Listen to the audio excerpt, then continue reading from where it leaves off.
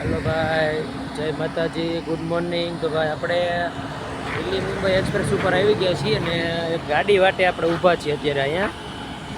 ગાડી એક આવે છે નવી। તો ભાઈ કે ઘડીક ઊભા રહ્યો કે હું આવું, પછી કે પેંડા ખાતા જાવ કે હારો હાર। દિલ્હી મુંબઈ એક્સપ્રેસ હો ભાઈ।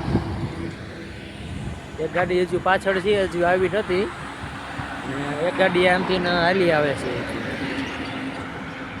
કે 5-10 મિનિટ ઊભા રહ્યો કે પેંડા ખાતા જાવ કે એમ। આજે ભાઈ ગાડીના સાયલેન્સર સાફ થાય છે।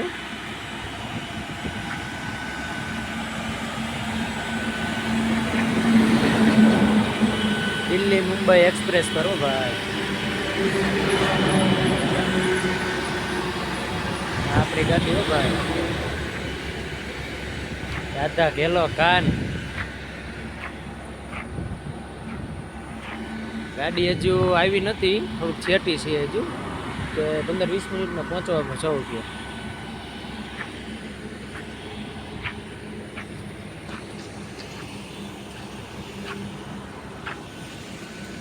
આ ભાઈ જો આ છે ને આંબા છે, હજુ આમાં કેરી કાંઈ આવી નથી બહુ।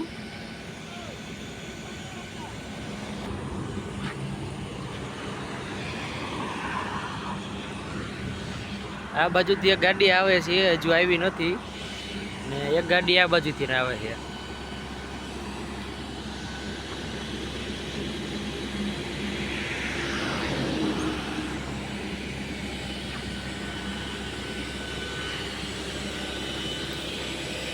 રોડ ભાઈ સારો છે દિલ્હી મુંબઈ એક્સપ્રેસ ઉપર, કારણ કે આપણે સુરત વાળો જે 8 નંબર નેશનલ હાઈવે છે કે નહીં, એ રોડ ઉપર અત્યારે બહુ ટ્રાફિક થાય છે, એના કારણે બધા એક્સપ્રેસ ઉપર ચડી જાય કે 60-70 ગાડી એમને નોન સ્ટોપ હાલી જાય, તો 4 કલાકમાં હેઠા ઉતરી જાય પણ વડોદરા।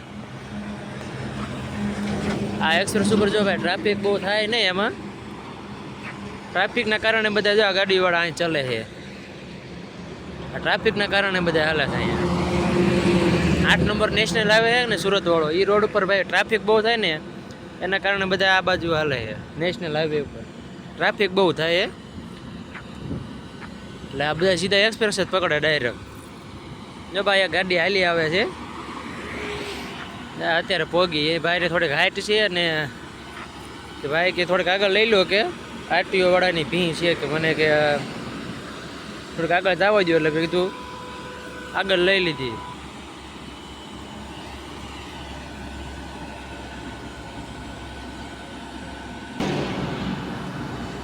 हेलो भाई, गाड़ी આવી ગઈ હો।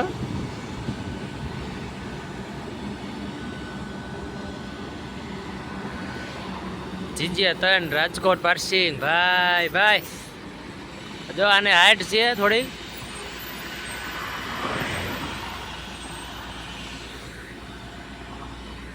એક ગાડી આમથી ને આવે છે, અહીંયા જો ઊભા પેંડા ખાવા।